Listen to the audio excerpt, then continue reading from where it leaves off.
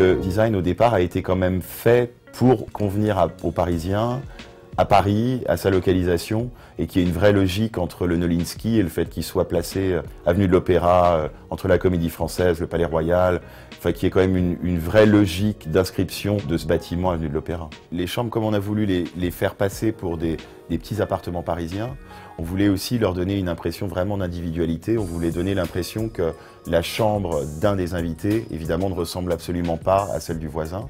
On a refait une variation de teintes, ce qui fait que le même type de chambre n'aura jamais le même coloris deux fois. Le vivier de ce que constitue le Nolinski représente en fait finalement le voyageur, l'aventurier, la personne qui va se balader, qui va se perdre dans beaucoup de contrées différentes. Vous avez du mobilier néo-Louis XVI qui est mélangé avec une tête de lit qui pourrait venir directement de Californie. Vous avez un système de dressing qui est comme ces espèces d'énormes malles de voyageurs. Et finalement, on voyage aussi avec son coffre-fort parce que le mini-bar ressemble à un coffre-fort où on a des choses qui sont ramenées de différents pays, où on a du mobilier de famille, où on a du mobilier divers et variés. Là, au contraire, en fait, toutes les surfaces ont une matière, toutes les surfaces ont une texture, toutes les surfaces ont une couleur, toutes les surfaces ont un traitement.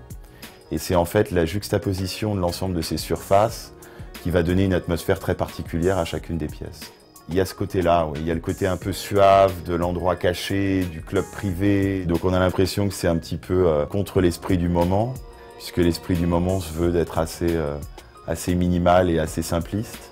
Alors les salles de bain, j'avais vraiment envie de remettre à la mode le carrelage. Je trouve qu'il y a eu de très beaux exemples à Paris d'immeubles dans les années 20 qui ont été faits entièrement en carrelage. Et donc l'idée, c'était de faire justement des salles de bain d'un 5 étoiles. On les fait en carrelage, comme si finalement elles avaient été inspirées de chambres de service des années 20. En fait, ce qui est intéressant avec le Nolinski, c'est que ça va devenir vraiment, je pense, la nouvelle génération des 5 étoiles, puisqu'en fait, on a tout le vocabulaire du 5 étoiles, mais on n'en a pas exactement l'esthétique attendue. C'est ce qui va un petit peu différer un peu dans l'hôtellerie parisienne, c'est qu'on a vraiment un produit très à part, qui, à mon avis, va s'adresser aux gens les plus, je sais pas, les plus sensibles, les plus aventuriers, les plus cultivés, d'art, de moments, d'amitié, de soirées, de tout, en fait, des plaisirs de la vie, finalement.